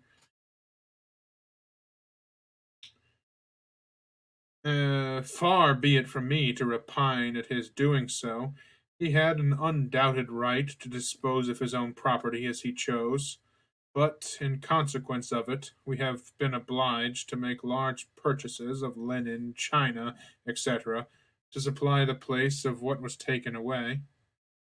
You may guess, after all these expenses, how very far we must be from being rich, and how acceptable Mrs. Ferrars's kindness is. Certainly, said Eleanor, and assisted by her liberality, I hope you may yet live to be in easy circumstances. Another year or two may do much towards it, he gravely replied. But, however, there is still a great deal to be done. There is not a stone laid of Fanny's greenhouse, and nothing but the plan of the flower garden marked out. Where is the greenhouse to be? Upon the knoll behind the house. The old walnut trees are all come down to make room for it. It will be a very fine object from many parts of the park, and the flower garden will slope down just before it. It will be exceedingly pretty. We have cleared away all the old thorns that grew in patches over the brow. Eleanor kept her concern and censure to herself, and was very thankful that Marianne was not present to share the provocation. Having now said enough to make his poverty clear, and to do away with the necessity of buying a pair of earrings for each of his sisters in his next visit at Gray's, his thoughts took a cheerfuller turn, and he began to congratulate Eleanor on having such a friend as Mrs. Jennings. She seems a most valuable woman indeed. Most valuable woman. Very good compliment. She seems a most valuable woman indeed. Her house, her style of living, all bespeak an exceeding good income. And it is an acquaintance that has not only been of great use to you hitherto, but in the end may prove materially advantageous. Her inviting you to town is certainly a vast thing in your favor, and indeed it speaks altogether so great a regard for you that in all probability when she dies you will not be forgotten. She must have a great deal to leave. Nothing at all, I should rather suppose, for she has only her jointures, and will descend to her which will descend to her children. But it is not to be imagined that she lives upon her income. Few people of common prudence will do that, and whatever she saves she will be able to dispose of. And do you think it more likely that she should leave me she should leave it to her daughters than to us? Her daughters are both exceedingly well married, and therefore I cannot perceive the necessity of her remembering them further, whereas, in my opinion, by her taking so much notice of you, and treating you in this kind of way, she has given you a sort of claim on her future consideration, which a conscientious woman would not disregard. Nothing can be kinder than her behavior, and she can hardly do all this without being aware of the expectation she raises. Very rude to talk about people's wills like this. Come on, man. But she raises none in those most concerned. Indeed, brother, your anxiety for our welfare and prosperity carries you too far. Why, to be sure, said he, seeming to recollect himself, people have very little in their power. But, my dear Eleanor, what is the matter with Marianne? She looks very unwell, has lost her color, and has grown quite thin. Is she ill? She is not well. She has had a nervous complaint on her for several weeks. I am sorry for that. At her time of life, anything of an illness destroys the bloom forever. Hers has been a very short one. She was as handsome a girl last September as I ever saw, and as likely to attract the men. There was something in her style of beauty to please them particularly. I remember Fanny used to say that she would marry sooner and better than you did. John, what do you say? Why would you say that? I remember Fanny used to say that she would marry sooner and better than you did, but not what she not what she is exceedingly fond of you. Not but what? Not but what she is exceedingly fond of you, but so it would happen to strike her. She will be mistaken, however. I question whether Marianne now will marry a man worth more than 500 or 600 a year at the utmost, and am very much deceived if you do not do better. Dorsetshire! I know very little of Dorsetshire, but, my dear Eleanor, I shall be exceedingly glad to know more of it, and I think I can answer for your having Fanny and myself among the earliest and best pleased of your visitors.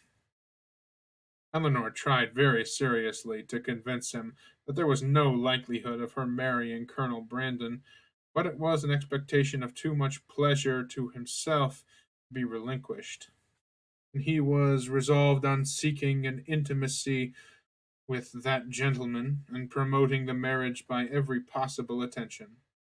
He had just compuncture enough for having done nothing for his sisters himself to be exceedingly anxious that everybody else should do a great deal, and an offer from Colonel Brandon or a legacy from Mrs. Jennings was the easiest means of atoning for his own neglect.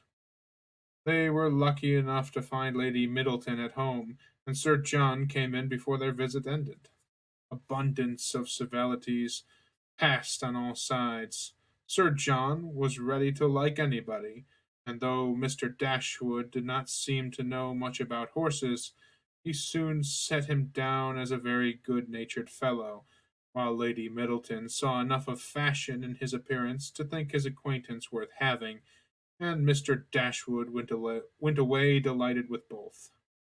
I shall have a charming account to carry to Fanny, said he, as he walked back with his sister. Lady Middleton is really a most elegant woman, such a woman as I am sure Fanny will be glad to know.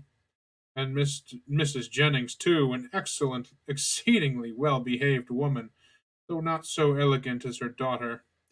Your sister need not have any scruple even of visiting her, which, to say the truth, has been a little the case, and very naturally, for we only knew that Mrs. Jennings was the widow of a man who got all his money in a low way, and Fanny and Mrs. Ferrars were both strongly prepossessed that neither she nor her daughters were such kind of women as Fanny would like to associate with. But now I can carry her a most satisfactory account of both. Boy, John Dashwood, what a piece of work this guy is. Chapter 34, probably the last chapter for tonight.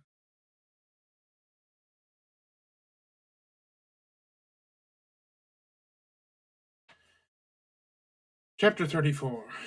Mrs. John Dashwood had so much confidence in her husband's judgment that she waited the very next day both on Mrs. Jennings and her daughter, and her confidence was rewarded by finding even the former, even the woman with whom her sisters were staying, by no means unworthy her notice.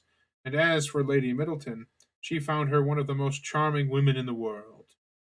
Lady Middleton was equally pleased with Mrs. Dashwood. There was a kind of cold hearted selfishness on both sides which mutually attracted them, and they sympathized with each other in an insipid propriety of demeanor and a general want of understanding.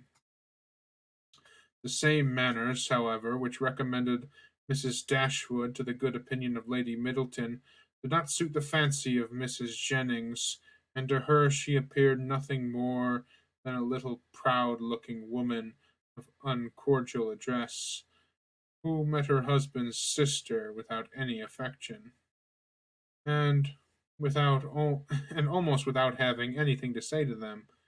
For the quarter of an hour bestowed on Berkeley Street, she sat at least 7 minutes and a half in silence. Eleanor wanted very much to know, though she did not choose to ask, whether Edward was then in town, but nothing could have induced Fanny's involuntary men- invo- nothing could have induced Fanny voluntarily to mention his name before till able to tell her that his marriage with Miss Morton was resolved on, or till her husband's expectations on Colonel Brandon were answered, because she believed them still so very much attached to each other that they could not be too seduce- sedulously divided in word and deed on every occasion. The intelligence, however, which she would not give, soon flowed from another quarter. Lucy came very shortly to claim Eleanor's compassion on being unable to see Edward, though he had arrived in town with Mr. and Mrs. Dashwood. He dared not come to Bartlett's Buildings for fear of detection. And though their mutual impatience was met, and though their mutual impatience to meet was not to be told, they could do nothing at present but write. Edward assured them himself of his being in town within a very short time by calling in by twice calling in Berkeley Street. Twice was his card found on the table when they returned from their morning's engagements. Eleanor was pleased that he called, and still more pleased that she had missed him. The Dashwoods were so prodigiously delighted with the Middletons that, though not much in the habit of giving anything, they determined to give them a dinner, and soon after their acquaintance began, invited them to dine in Harley Street, where they had taken a very good house for 3 months. Their sisters and Mrs. Jennings were invited likewise, and John Dashwood was careful to secure Colonel Brandon, who, always glad to be where the Miss Dashwoods were, received his eager civilities with some surprise, but much more pleasure. They were to meet Mrs. Ferrars, but Eleanor could not learn whether her sons were to be of the party. The expectation of seeing her, however, was enough to make her interested in the engagement, for though she could now meet Edward's mother without that strong anxiety which had once promised to attend such an introduction, though she could now see herself with perfect indifference as to her opinion of herself, her desire of being in company with Mrs. Ferrars, her curiosity to know what she was like, was as lively as ever.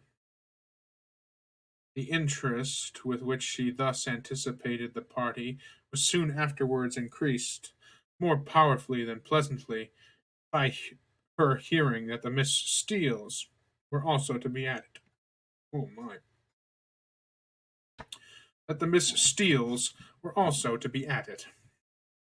So well had they recommended themselves to Lady Middleton, so agreeable had their assiduities made them to her, that though Lucy was certainly not elegant, and her sister not even genteel, she was as ready as Sir John to ask them to spend a week or two in Conduit Street, and it happened to be particularly convenient to the Miss Steeles, as soon as the Dashwoods' invitation was known, that their visit should begin a few days before the party took place.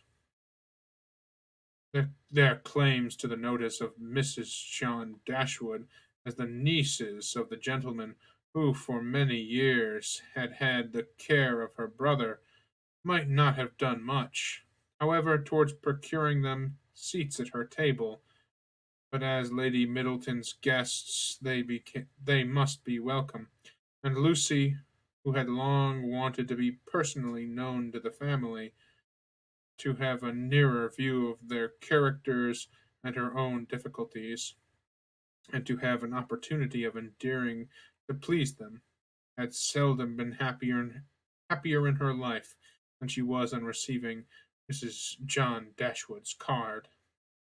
On Eleanor its effect was very different.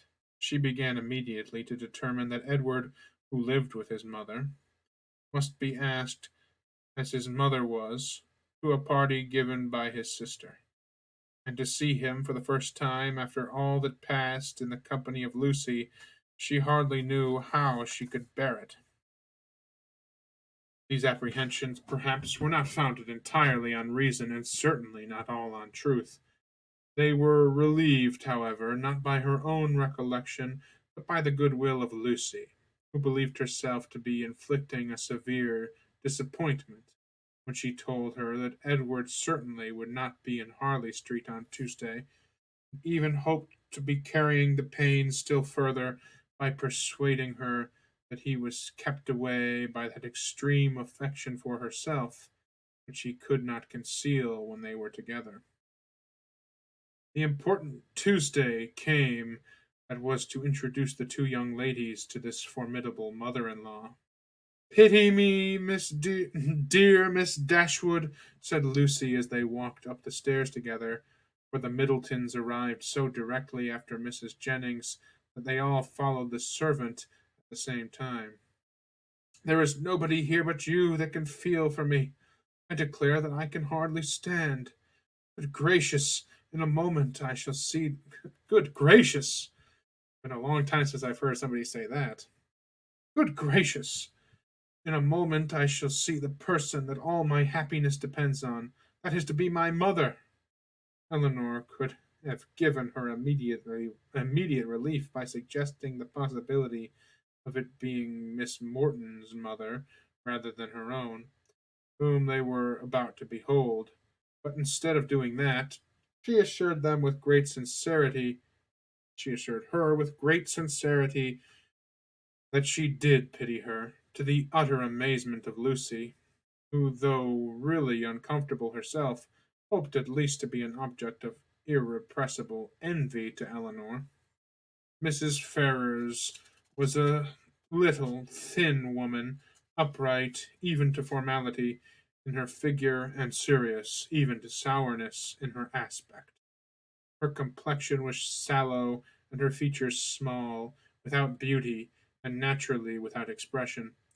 But a lucky contraction of the brow had rescued her countenance from the disgrace of insipidity by giving it the strong characters of pride and ill nature.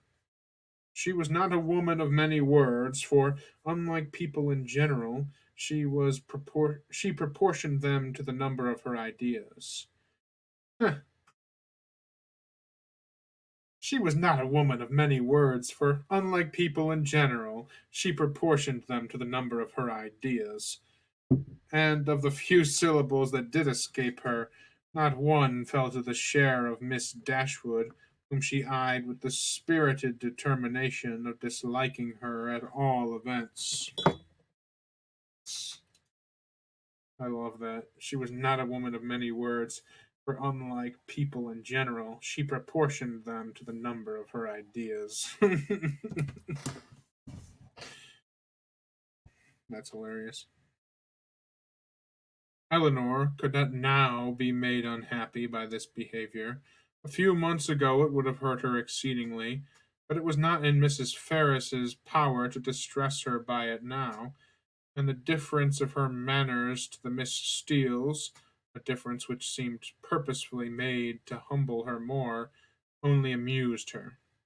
She could not but smile to see the graciousness of both mother and daughter toward the very person for Lucy was particularly distinguished, whom, of all others, had they known as much as she did, that would have been most anxious to mortify, while she herself, who had comparatively no power to wound them, sat pointedly slighted by both.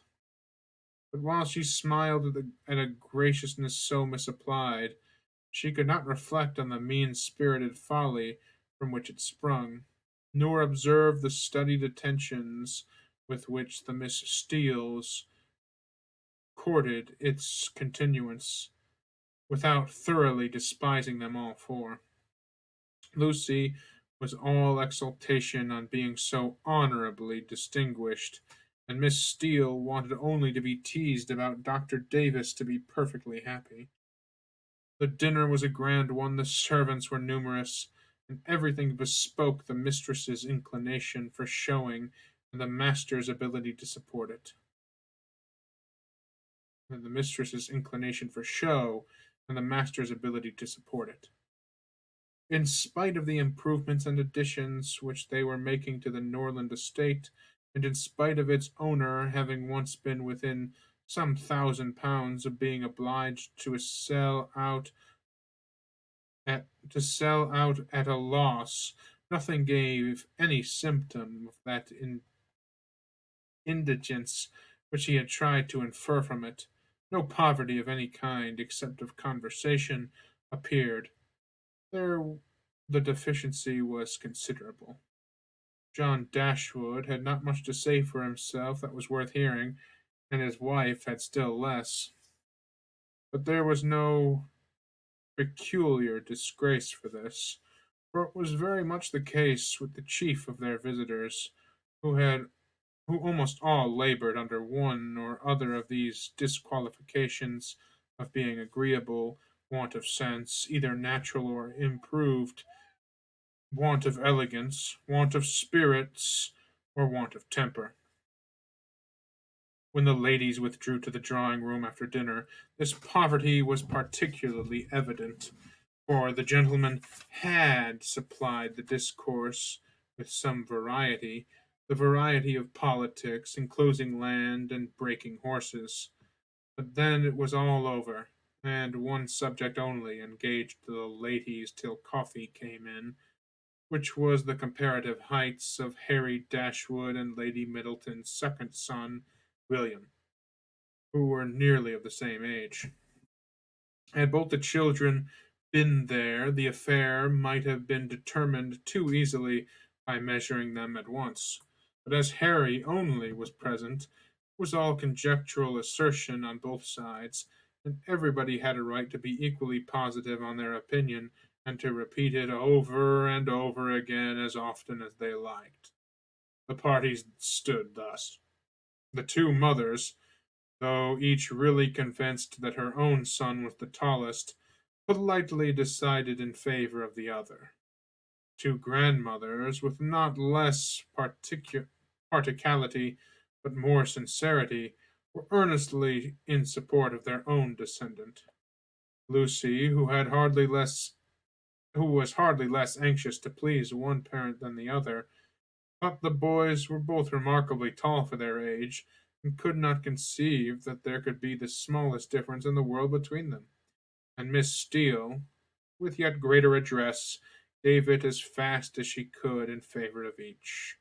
Eleanor, having once delivered her opinion on William's side, by which she offended Mrs. Ferris and Fanny still more, did not see the necessity of enforcing it any further by any further assertion, and Marianne, when called on for hers, offered them all by declaring that she had no opinion, and offended them all by declaring that she had no opinion to give, as she had never thought about it.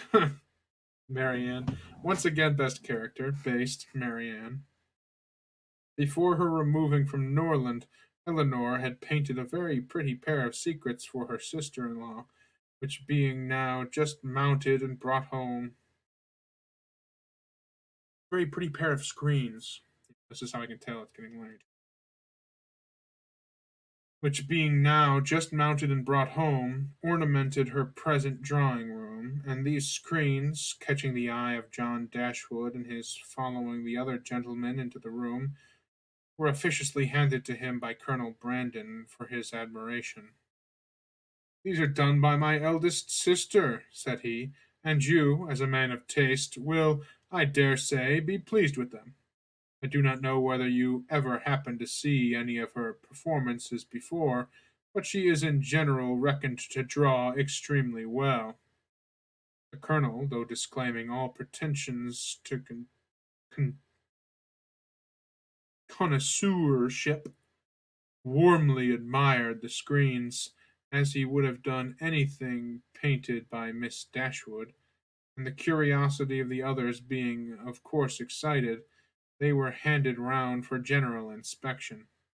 Mrs. Ferris, not aware of their being Eleanor's work, particularly requested to look at them, and after they had received the gratifying testimony of Lady Middleton's approbation, Fanny presented them to her mother, considerably considerately informing her at the same time that they were done by Miss Dashwood. Said Mrs. Ferris, "very pretty," and without regarding them at all returned them to her daughter. Perhaps Fanny thought for a moment that her mother had been quite rude enough, for coloring a little, she immediately said, "They are very pretty, ma'am, ain't they?" But then again the dread of having been too civil, too encouraging herself, probably came over her, for she presently added, "Do you not think they are something in Miss Morton's style of painting, ma'am? She does paint more delightfully. How beautifully her last landscape is done! Beautifully indeed, but she does everything well." Marianne could not bear this. She was already greatly displeased with Mrs. Ferrars, and such ill-timed praise of another at Eleanor's expense, though she had not any notion of what was principally meant by it, provoked her immediately to say with warmth, "This is admiration of a very particular kind. What is Miss Morton to us? Who knows or cares? Who knows or who cares for her? It is Eleanor of whom we think and speak." And so saying, she took the screens out of her sister in law's hands to admire them herself, as they ought to be admired. Mrs. Ferris looked exceedingly angry, and drawing herself up more stiffly than ever, pronounced in retort this bitter philippic, "Miss Morton is Lord Morton's daughter." Fanny looked very angry too, and her husband was all in fright at her sister's audacity. Eleanor was much more hurt by Marianne's warmth than she had been by what produced it. But Colonel Brandon's eye, as they were fixed on Marianne, declared that he had noticed only what was amiable in it, in the affectionate heart which could not bear to see a sister slighted in the smallest point. Marianne's feelings did not stop here. The cold insolence of Mrs. Ferris's general behavior to her sister seemed to her to foretell such difficulties and distresses to Eleanor as her own wounded heart taught her to think of with horror, and, urged by a strong impulse of affectionate sensibility, she moved after a moment to her sister's chair, and putting one arm round her neck and one cheek close to hers, said in a low but eager voice, "Dear, dear Eleanor, don't mind them. Don't let them make you unhappy." She could say no more. Her spirits were quite overcome, and hiding her face on Eleanor's shoulder, she burst into tears. Everybody's attention was called, and almost everybody was concerned. Colonel Brandon rose up and went to them without knowing what he did. Mrs. Jennings, with a very intelligent "Ah, poor dear," immediately gave her salts, and Sir John felt so desperately enraged against the author of this nervous distress that he instantly changed his seat to one close by Lucy Steele, and gave her in a whisper a brief account of the whole shocking affair. In a few minutes, however, Marianne was recovered enough to put an end to the bustle and sit down among the rest, though her spirits retained the impression of what had passed the whole evening. "Poor Marianne," said her brother to Colonel Brandon in a low voice, as soon as she could secure his attention. "She has not such good health as her sister. She is very nervous. She is not Eleanor's constitution, and one must allow that there is something very trying to a young woman who has been a beauty in the loss of her personal attractions. You would not think it, perhaps, but Marianne was remarkably handsome a few months ago, quite as handsome as Eleanor. Now you see it is all gone. Damn, John Dashwood. You rapscallion. How dare you insult my precious Marianne? Well, that's it for tonight. Merry Christmas to you all, and good night. Happy New Year. And to another year of reading. Good night, y'all. Or should I say, you, Mr. Beast. Good night. End stream. End stream. I said end stream. Oh, wait, I have to click the button.